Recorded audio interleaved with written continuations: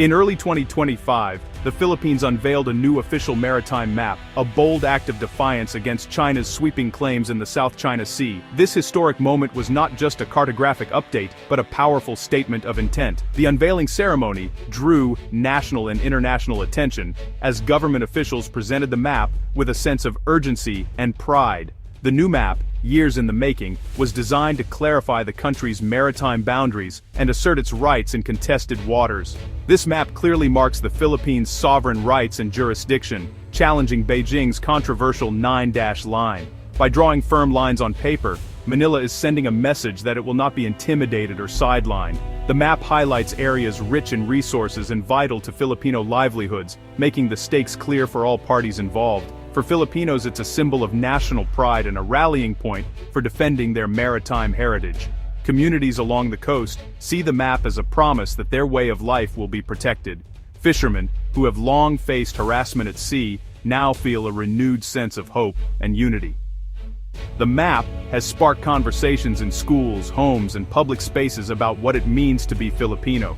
Internationally, it's a diplomatic tool, staking Manila's claim in black and white for the world to see. The map has been presented at global forums and shared with foreign embassies, making the Philippines' position unmistakable. It invites the international community to recognize and respect Manila's rights, and puts pressure on other nations to take a stand. The map's release coincided with Google making West Philippine Sea more visible on its maps, a digital win for Manila's narrative. This online recognition is more than symbolic.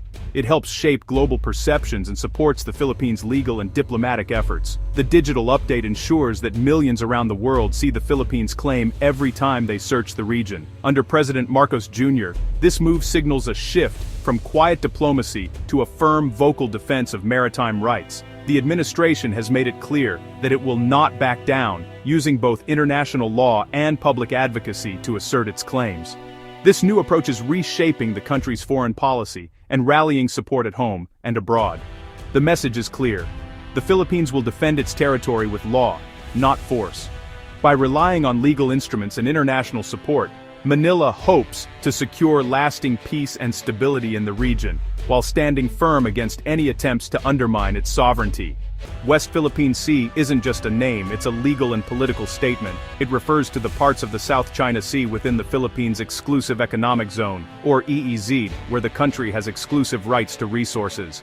By naming it, the Philippines asserts its authority and counters China's sweeping historical claims. The term is used in official documents and public discourse, reinforcing Manila's legal position and national identity. For Filipinos, it's about defending their backyard and livelihoods, not just abstract territory. Internationally, it clarifies the dispute. This is about specific legally recognized rights, not vague historical assertions. The name itself is a tool of soft power, shaping the narrative and strengthening Manila's case. Scarborough Shoal, just 124 nautical miles from the Philippines, sits at the heart of a turbulent maritime dispute, its shallow reefs and turquoise waters belying the tension that simmers above the surface. This small but strategic outcrop remains a flashpoint in the ongoing standoff, where rival patrols and Coast Guard vessels frequently come face to face, each side unwilling to back down. In September 2025, a Philippine humanitarian mission set out to resupply local fishermen who depend on these waters for their livelihood. But as the convoy approached, it was met by aggressive Chinese Coast Guard actions. Water cannons blasted the Filipino vessel, shattering windows and damaging equipment, leaving the crew shaken and their mission in jeopardy. Manila swiftly condemned the incident, calling it a blatant violation of international law and the rights of Filipino citizens to fish in their own waters. Beijing, however, countered with its own narrative, insisting that the Philippines was the aggressor, accusing them of illegal entry, provocation, and threatening the peace in what China claims as its territory. Both governments released sharply conflicting accounts, each side presenting evidence and statements to support their version of events, each painting themselves as the aggrieved party defending their rights and sovereignty. The incident underscores the deep divide between the two nations. What the Philippines sees as a humanitarian mission to support its people, China views as an unlawful incursion into disputed waters. These clashing narratives not only fuel ongoing tensions, but also make Scarborough Shoal one of the most dangerous flashpoints in the South China Sea, where misunderstandings can quickly escalate.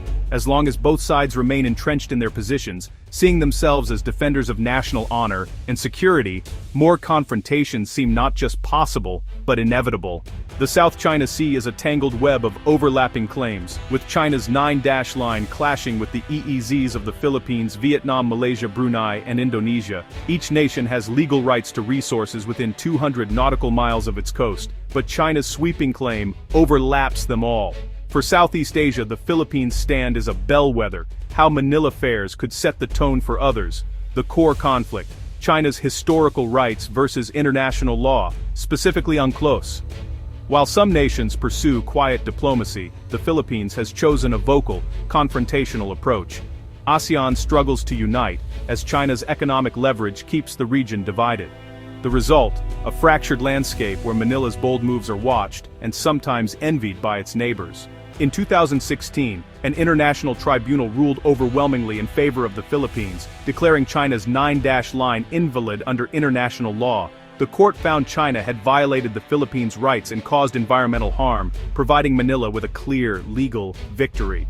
But China rejected the ruling outright, calling it a political farce and refusing to comply. Beijing insists its sovereignty predates UNCLOS and dismisses the tribunal's authority. This defiance is why tensions persist.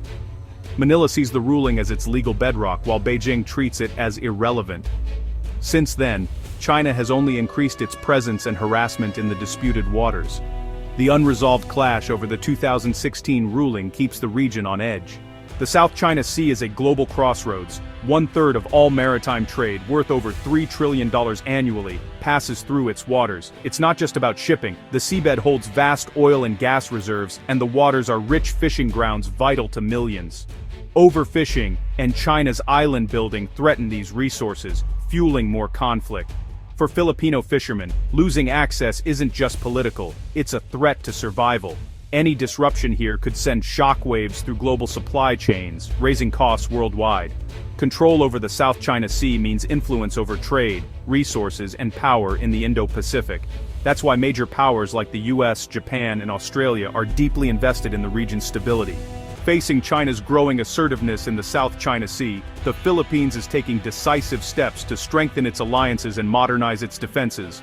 The government is investing in new naval vessels, advanced surveillance systems, and updated military training to better protect its maritime interests and sovereignty. Joint military exercises with the United States, Australia, and Japan send a clear signal: Manila is not standing alone. These drills not only improve interoperability, but also demonstrate a united front, showing that the Philippines has powerful friends willing to stand by its side in times of crisis. China, meanwhile, maintains a near-constant presence in the disputed waters, deploying Coast Guard and maritime militia ships to enforce its sweeping territorial claims. These vessels often operate in large numbers, shadowing Philippine boats and asserting control over contested areas. Tactics like ramming and the use of water cannons have become routine, escalating the risk of direct confrontation and raising tensions with every encounter. At the same time, China is moving to solidify its hold by building infrastructure and designating disputed features as so-called nature reserves, a move seen by many as an attempt to legitimize its occupation and change facts on the ground. In response, the Philippines has adopted a strategy of assertive transparency, embedding journalists on naval patrols to document and publicize every incident at sea. By exposing Chinese actions to the world, Manila hopes to rally international opinion and put diplomatic pressure on Beijing. This information war is designed to win global support for the Philippines' position, drawing attention to the ongoing disputes and the risks they pose to regional stability.